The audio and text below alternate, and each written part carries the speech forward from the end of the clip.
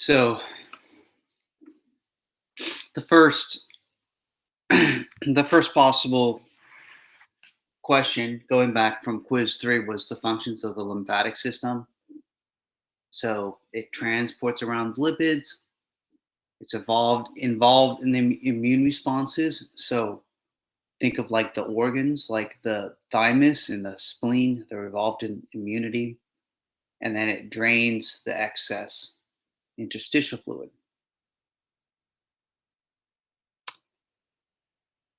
Um, I did ask on the quiz this fourth bullet point here, like what were significant pathogens, and then I asked which was endogenous. I didn't mark that. Like I might have marked it on your paper, but I didn't take anything off for it. Right. So viruses are endogenous, endogenous. So they're endogenous. The rest of these are exogenous. So viruses, bacteria, fungi, protozoa, various parasites. It's not an exhaustive list, but again, the main ones, I kind of put them in order. So viruses and bacteria are the most common. We do see fungal infections here and there.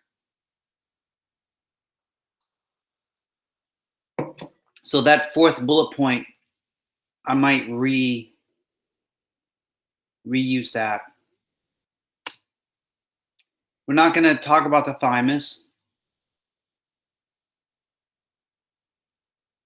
but just so now that you know, that's where you find a lot of antigen presenting cells. And anyway, it sits on top of the heart. The lymph nodes aren't going to be on the test. Neither will lymphatic nodules. Although we're going to talk about lymphatic nodules a little bit, like briefly, when we talk about the digestive system.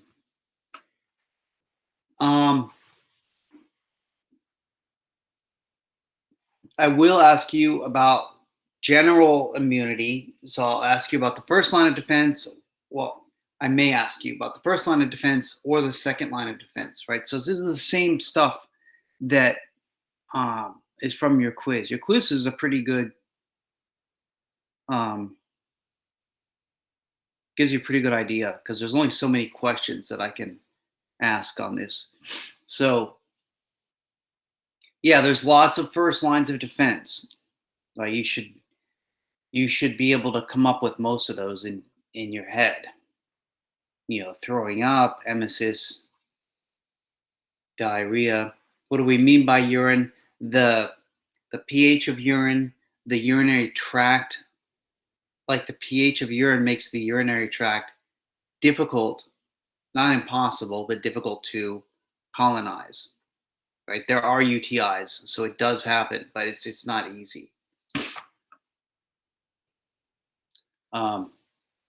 Tear ducts, things like that. This was a harder question for some of you. I wanted you to explain. So if I'm asking you on the question to describe, then you need to describe and be descriptive and not just list. You can't just list like I've listed here, these 4 things. That's not enough. What do you mean by cells? I want you to explain the types of cells.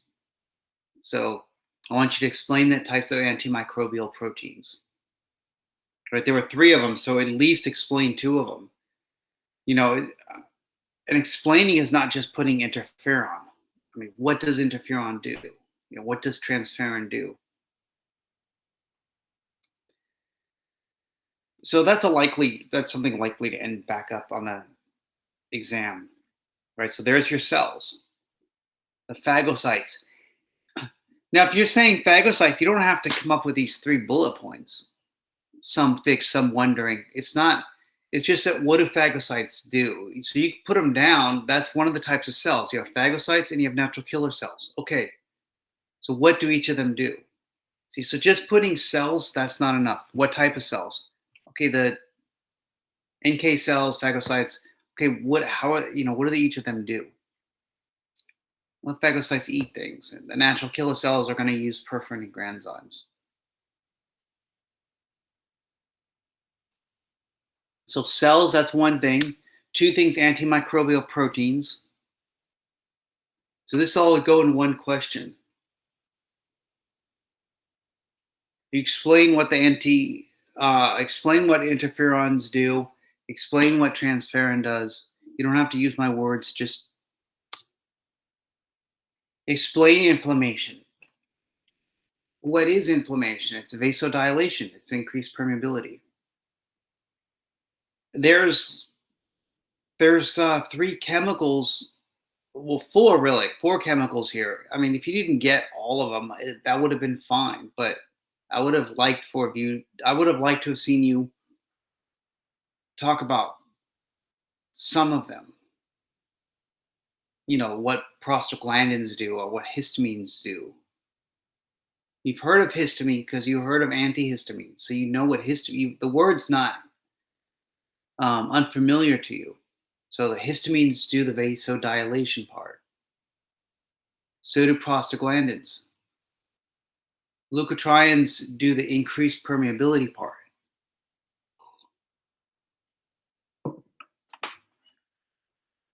So that's what inflammation is: increased permeability and vasodilation.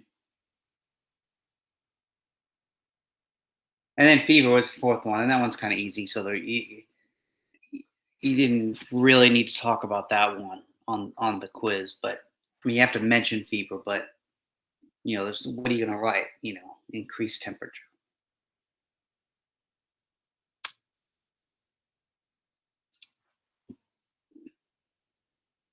Then,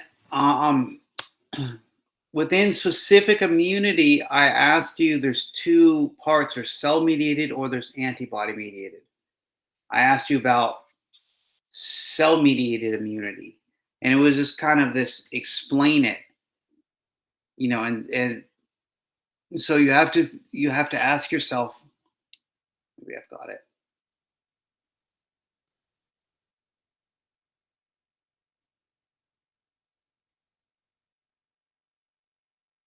Kind of have it here.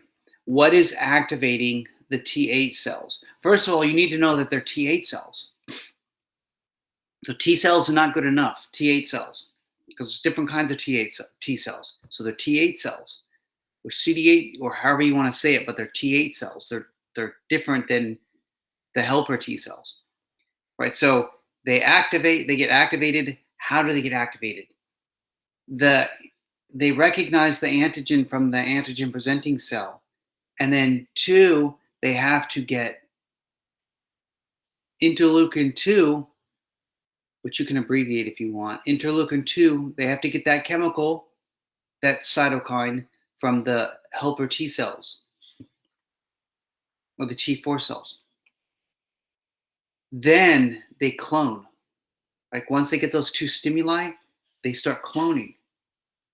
Then write down, what do cytotoxic T cells do? That's nice that there's like a whole bunch of them now, but what do they do? You know, and they use perforin, they use granzymes, just like the natural killer cells. So that's more of like you should add a few sentences about that, more of like in a paragraph form. So it's likely I would put that question back in there. Or I could do the same question about antibody-mediated immunity.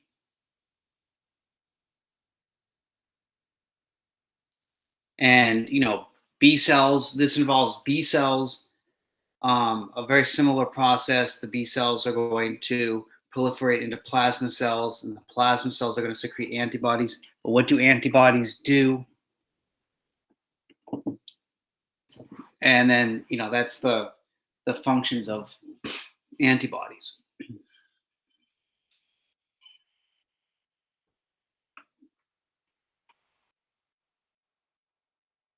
Those are pretty much so.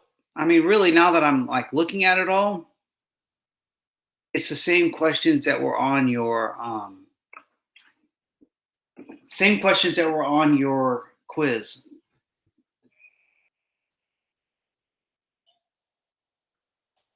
I think we had a test bank of 6 questions on your quiz, and I asked you 5.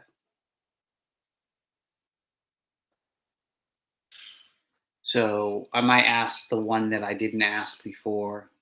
I don't know.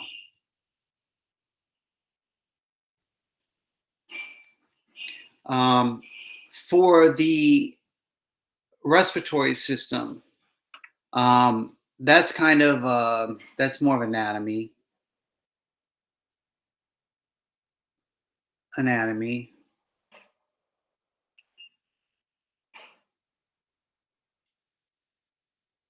I'd probably ask you about this. Like, you should know the cells of the alveolus,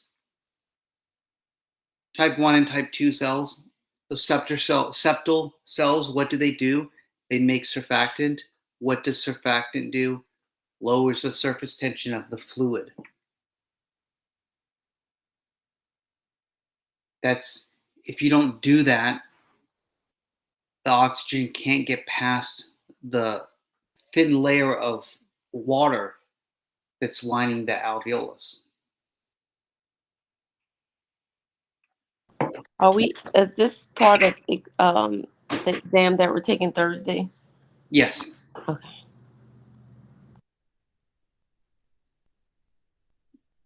So type 2 cells make surfactant, which lowers surface tension of the fluid, the alveolar fluid, which is essentially water. I might ask you about the respiratory membrane. What is the respiratory membrane? If I do, it's an easy question. So you see, here's the alveolus. So this is like the grape sac, and then here's an individual grape, right? And then this is the lining of it. It's epithelial cells.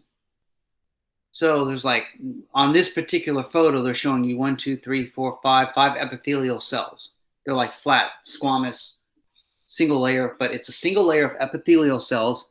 And epithelial cells are usually attached to a basement membrane. So the basement membrane's in blue. So epithelial cells attached to a basement membrane. And then look at the capillary. They have the same kind of cells.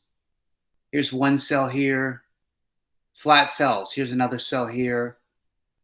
So it looks like there's 2, it doesn't matter how many there are, but there's like epithelial cells here, and they're attached to a basement membrane. So when you look at it over here, it's capillary endothelium attached to a basement membrane. Then it's the epithelial cells of the alveolus attached to a basement membrane. So it's like 2 layers of basement membrane attached to each other. So that would be like 2 layers of sandwich meat, 2 pieces of ham, and then you have 2 pieces of bread, right? The bread is the epithelial cells. The 2 slices of ham is the basement membrane. That's kind of like so we call that sandwich the respiratory membrane. That's what oxygen and carbon dioxide, they have to pass through all those layers. So if we were to talk about something like the respiratory membrane getting sclerotized or something, that's what we're saying. We're saying this border between the alveolus and the the blood vessel.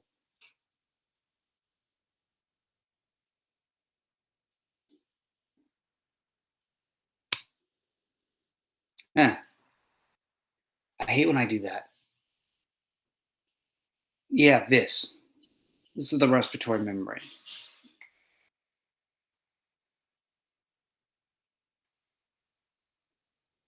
Bread,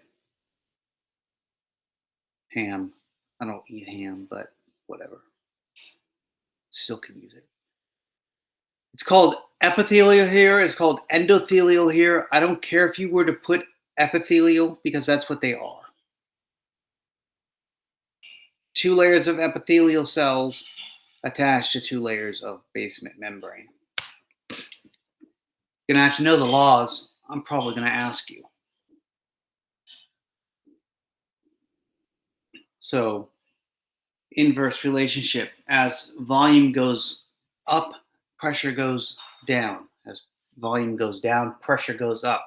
When I squeeze this bottle, I just made the volume inside less because I'm squeezing it. It's not going anywhere, right? So it's less. There's less volume. Now the pressure inside's gone up because I squeezed it. Now I'm going to make the volume larger by letting go. The volume went back to a larger place. The pressure went down. That's how your blood vessels work, but your lungs too. Dalton's law. Just think of Patrick Swayze's character in Roadhouse. He was an independent guy. You're like, what the fuck, Roadhouse? All right, now you got to go watch it.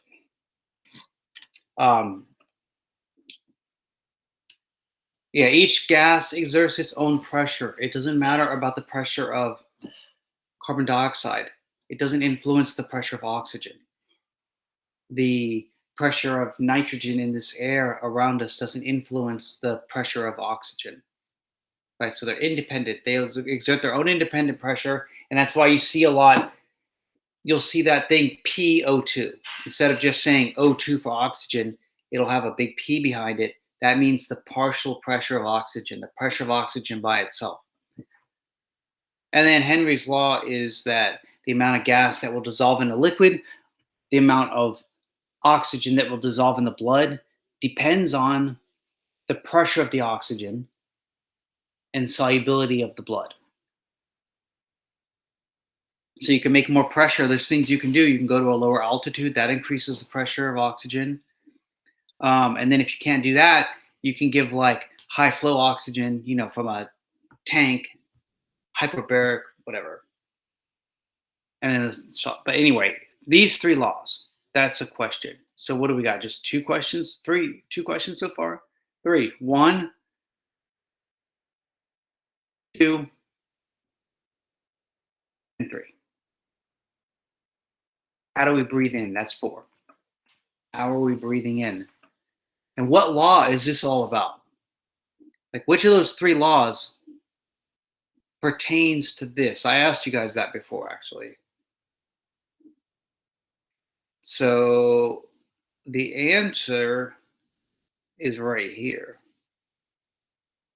Increase the volume of the lungs, decreases the pressure. So that's Boyle's law. Increase the pulmonary volume, aka volume of the lungs, decreases the pressure. The external intercostals also increase the volume of the lungs. So both the diaphragm and the external intercostals, they increase the size of the lungs. That lowers the pressure of the lungs. And that lowers the pressure inside. I didn't put it. It lowers the pressure inside to a point that's less than that in our lungs. Right? So the air outside wants to go in our lungs. If I ask you how you're breathing in, that's the question. Like, how is it that you're breathing in? So you should explain it like you were going to explain it to somebody. Don't say 75% of eupnea. Is that what you would say to a friend of yours that asked? I know they wouldn't ask, but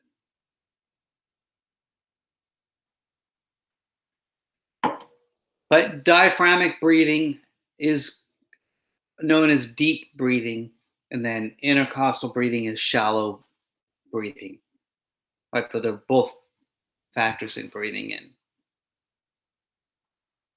Breathing out is really that first bullet point, elastic recoil. If you had just done some running and you're out of breath, okay, you're going to use the other two, right? But elastic recoil is how you breathe out, which I might ask about. I might roll that into some other question, right? Just elastic recoil.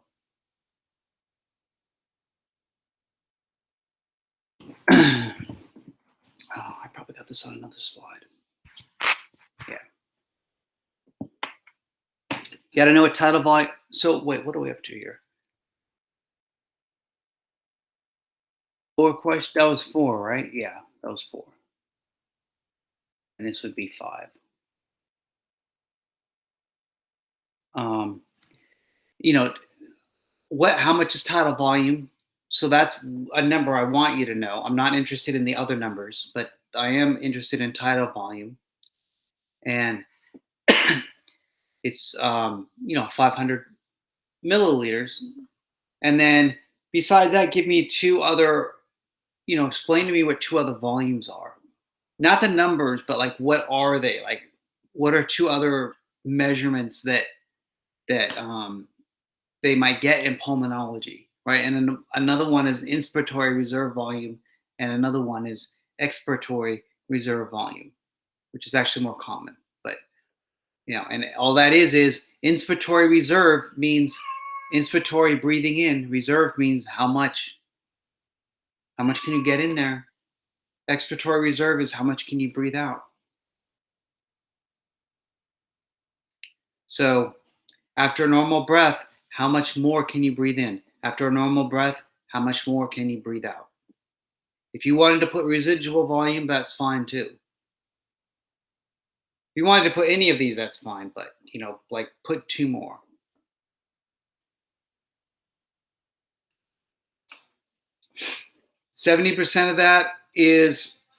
roughly 70% of that is reaching your blood. 30% is dead space.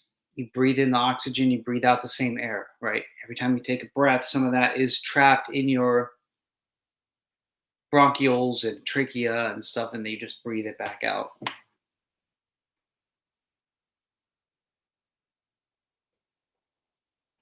So that is what, 5? I don't know, you guys keep track.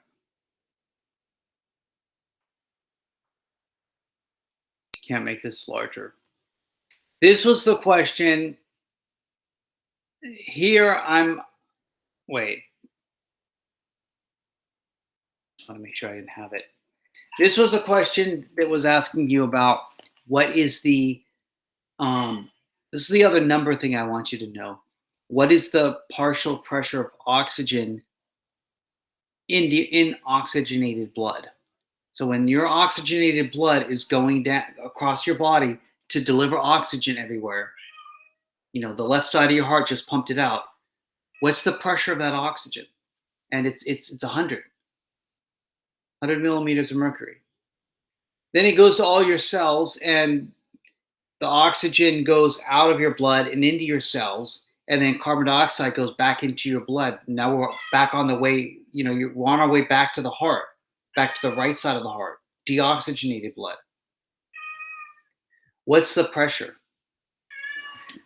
Right? What's the pressure of oxygen in that blood?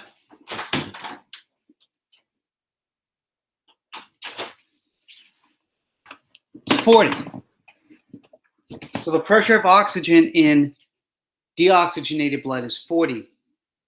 Pressure of oxygen in oxygenated blood is 100. Now we do the same thing for carbon dioxide. Oxygen is going to be higher in oxygenated blood, right? But carbon dioxide is going to be higher in deoxygenated blood. So in deoxygenated blood, it's 45.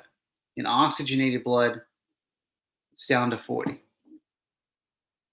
Because when it's deoxygenated, it hasn't been to the lungs yet. So the carbon dioxide has not escaped and gone out into the air. Once it's oxygenated, that carbon dioxide's already left the, what CO2 is going to leave has left. It went into your lungs and it left. So 45 in deoxygenated, 40 in the oxygenated blood. It's like these, like this one here and that one here. And you notice they all have P's behind it. PO2, PCO2, talking about just the pressure of that by itself. Before you move on, what are we talking about again with the second numbers? So I heard you with the first one. What is partial pressure in oxygenated blood? And that was 100. And then the pressure in deoxygenated was 40. What's the second one we're talking about? We're talking about the pressure in carbon dioxide Yeah. oxygenated. The first number that you told me, that was oxygen. Okay. So you've And got, then, you've got, like, for example, if you like the arteries in your arm have oxygenated blood. The okay. veins in your arm have deoxygenated blood. Gotcha. You got two different types of blood. So I just wanted to know what's the pressure of oxygen in your arm, Okay. in the oxygenated blood, and then what's the pressure in your veins of oxygen. Oh, okay. Okay. But then the same question, except with carbon dioxide. Gotcha. All right. Gotcha. Makes sense.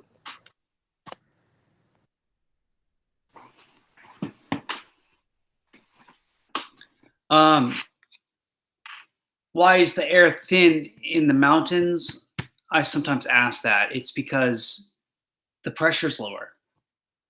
You don't have to use the example here. I'm not even sure if that's exactly right, but I'm just saying that the pressure, as you go up in elevation, the pressure drops. At some point, it's not the amount of oxygen. The amount of oxygen is somewhere around 20%.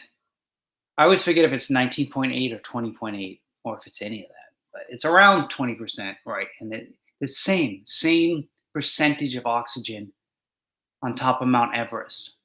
It's not about the percentage, the amount of oxygen. It's about the pressure. This is a question.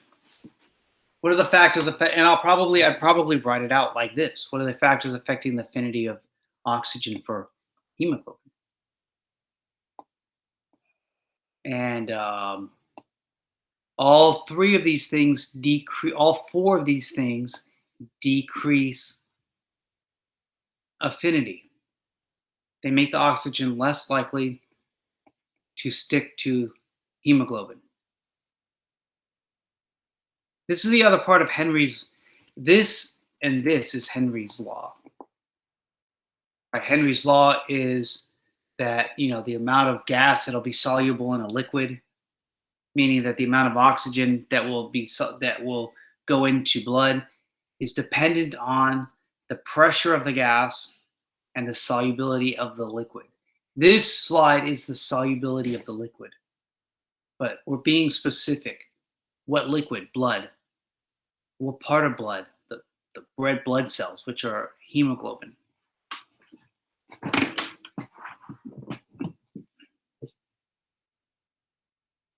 And the last question, which will be a small question, but if I ask it even, I often don't. But how is carbon dioxide transported? The last bullet point, most of it is transported as bicarbonate ions. And you do not need, to just remind you again, you do not need the, whatever you call this, equation. I don't think it's an equation. Well, maybe it is. I don't know. Whatever, man, I took that class. It's over. But you don't need to know it. I was just telling you that carbon dioxide mixes with the water inside the plasma. So that's how most of it gets around. Yeah, so those are all your questions for the exam. I hope you had studied some of those over the weekend, but I'm afraid you didn't. Some of you probably did. If not, today's your day to study them. Anyone have any questions on any of these things?